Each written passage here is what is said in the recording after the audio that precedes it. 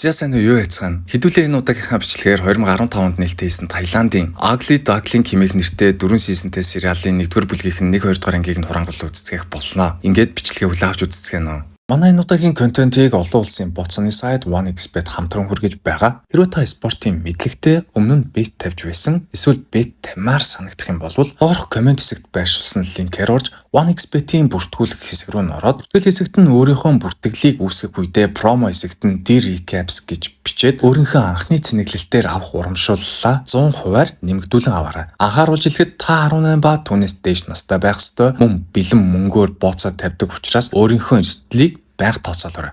Хэрвээ тэгж чадахгүй бол хизээж орохгүй байхыг анхааруулж байна.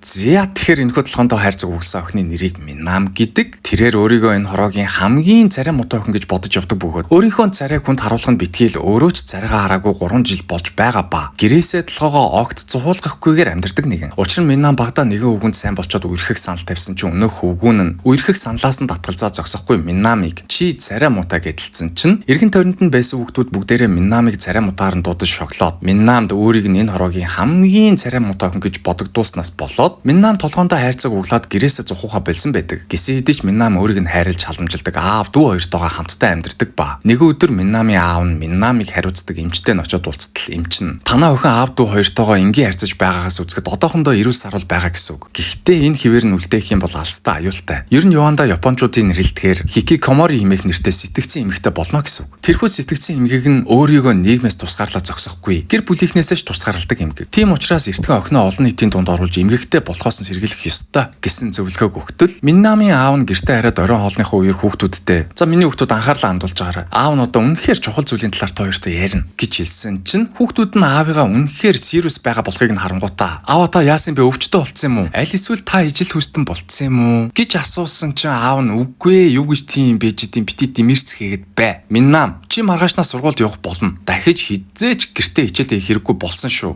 гэж хэлээд Минамыг хүчээр сургуульд явуулахар болдог ба Минам ааваасаа сургуульд явахгүй гэрээсээ хичээлээ хийчих, гэрээсээ хичээлээ хийж болоод байгаа юм чинь үргэлжлүүлээд гэрээсээ л хичээлээ хийчихэл та гэж өчнөөн гуугаад дилэлгүй. Бүр сүүл рүүгээ аавыгаа үзэн ядаж байгаа болохоо хэлчихэд өрөөндөө ороод уйлаад сууж байсан чинь дүүн өрөөнд нь орж ирээд эгчийнхээ толгойд углах шинэ хайрцаг хийж өгөхөөр болдог ба Минам уйлангаа хуучин хайрцгаа тайлаад дүүтэйгээ нийлж маргааш нь толгойд углах шинэ хайрцгаа чимэглээд энэхүү оройг өнгөрөөдөг. Ингийн маргааш нь Минамын аав нь охин хүү хоёроо сургууль дээр нь хүргөө хөтөл Минам машинаас нь буулгүй үлдээд хид хэдэн удаа гүнзгий амьсгаа авсан чинь аав нь охиндоо зориулж дуу тавьж өгөнгүүтээ охиндоо хид урмын үгсийг хэлж өгч зоригжуулаад машинаасаа буулгасныхаа дараа араас нь 1-р ангийнхаа хүүхдүүдийг анх удаа сургуульд нь хүргэж өгчөөд нууцаар уйлж үлддэг аауд шиг ганцаархнаа нууцаар уйлж үлддэг ба Минам маань гүнзгий амьсгаа аваад цаашаа сургуульд орохоор алхаж явтал түүнийг харсан хүүхдүүд дээр шивэр авир хийгээд зарим нь бүр "Хөөе тэрийг хардаа. Энэ одоо юу вэ? Толгойдоо юу өгүүлсэн юм бэ? Царай нь одоо яг яац болоо" хэмээн шоолын нэлттэл Минамын хүүхд байхдаа царай мутаагаараа дуудаж шоолуулж байсан дурсамжийн сэтрээд толгоо нэргэж давилзаад яг хөл алдаад унах гэж байхад нь мотоциклийн каск зүүсэн хүү араас нь гарч ирж түшээд газар унахаас нь сэргийлээд 2 хөл дээр нь тогтоож өгдөг. Тэгсэн чинь Минам сандраад толгоондоо угсаа хайрцагнаасаа тас зураад авсан чинь өнөөх каскта хүү өөрийгөө Минтон гэж танилцуулангуудаа "Чи яагаад толгоондоо хайрцаг угталсан? Чамаа хин гэдэг хоёулаа танилцъя" гэж хэлсэн чинь аав дүү хоёроос өөр хүнтэй хайрцдаггүй Минам өөрийгөө Минтон гэж танилцуулсан хүүхдэд танилцахаас татгалзаад зогтож явах үедээ толгоондоо угсаа хайрцагнаасаа болоод энэ сургуулийн атман Zero хэмээх нэртэй хүүг харалгүй араас нь гүйжиж мөргөчдөг.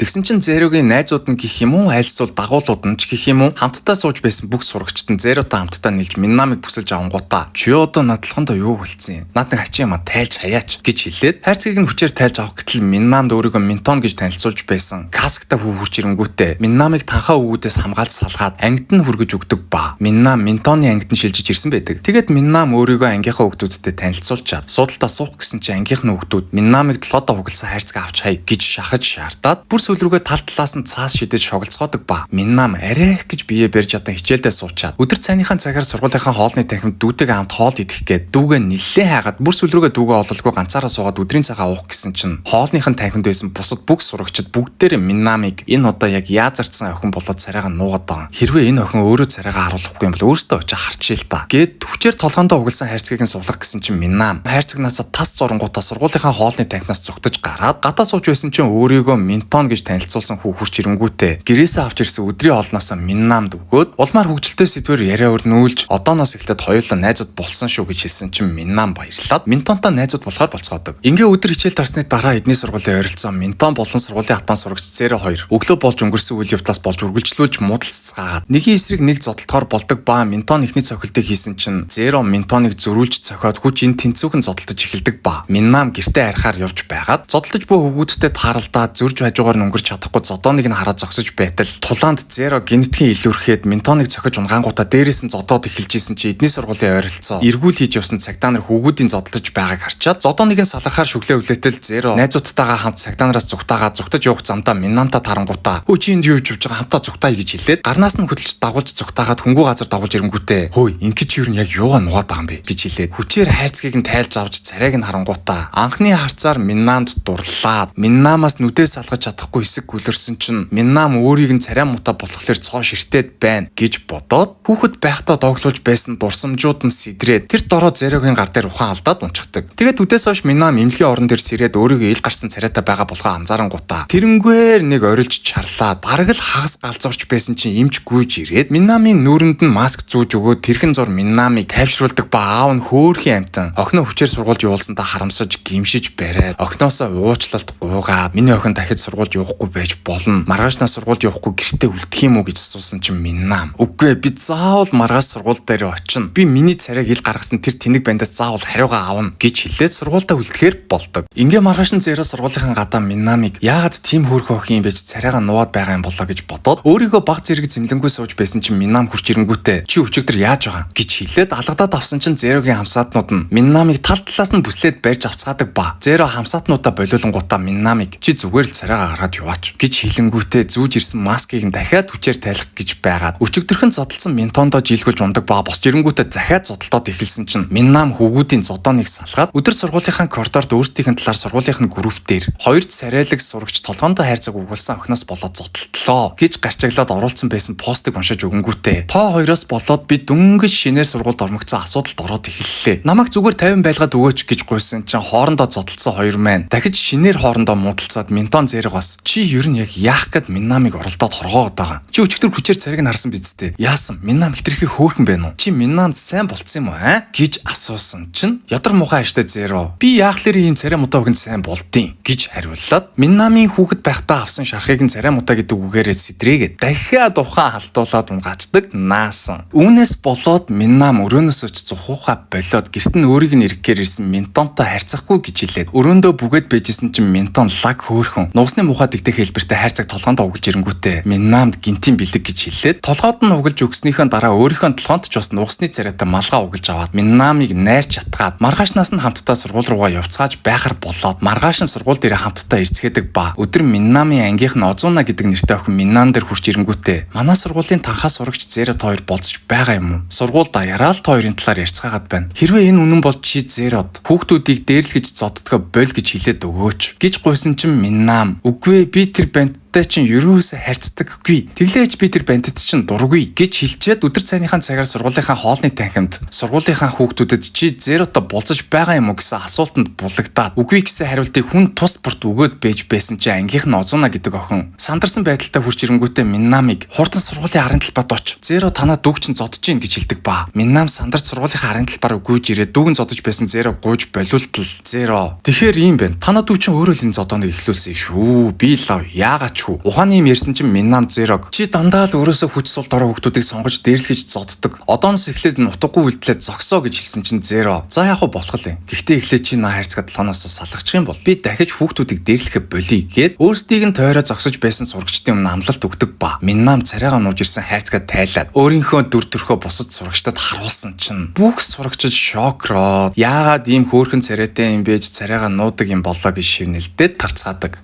Харин Миннам Минтоныг тэврээд "Миний муухай царайг сургууль даяараа харчглаа" гэж ховлж уйлаад гэртээ ярьсныхаа дараа дүүн аавдаа "Манай их чиг сургуулийн группээр хөөрхөн охин гэж гарчиглаад постлцсан байна" гэж ярилцаж байхыг нь сонсоод хэлсэн ярьсанд нь итгэлгүй өрөөндөө ааш муутайхан орж иртэл цонхоор нь Зеро өрөөнд нь ороод ирчихсэн өөрийг нь хүлээгээд нуугдаж байсан байдаг ба Зеро гинэтгүй үсэрч гарч ирэнгүүтээ Миннамыг царай муутай гэж хэлсэндээ уучлалт гуйгаад өөрийг нь амьдралдаа харж байсан хамгийн хөөрхөн охин болохыг нь хэлэнгүүтээ цонхоор нь гарч ивдэг ба Зерогийн хэлсэн үгнээс нь болоод Миннам 3 жилийн турш огт хараагүй царайгаа толинд хартал үнэхээр л Зерогийн эснэр хөөрхөн харагдаж байхаас гадна Миннам өөрийнхөө нүдэндээ итгэн ядан хөөрхөн царайгаа толддог. Ингээд маргаашнаас нь эхлээд Миннам дахиж толгоондоо хайрцаг угуулгаа болоод бусдын л адил энгийн сурагч охин болж түүнийг харсан бүх сурагчид амандаа шивэр авирхийн шинэлцгээдэг ба энэ удаадаа сурагчид Миннамыг шоож доголцоож биш харин эсэргээрээ хөөрхөн охин байна хэмээн магтацгааж Миннам Минтон хоёр хичээлдээ хамтдаа орцгоосноор Прогийнх нь энэ удаагийн кино оронгод дуусч байна. За тэгээд мэдээч хэрэг энэхүү зурлыг үргэлжлүүлэн үзхийг хүсэх юм бол Google-ийн хайлтын систем дээр нь Ugly Duckling гэж бичигдэл хангалттай ба энэхүү бичлэг та хэд мэн таалагдсан бол лайк болон саба дараад манай сугийг дэмжээрэй. Тэгээд дараагийнхаа бичлэгээр уулзлаа. Түр баяртай доктор Rick Apps.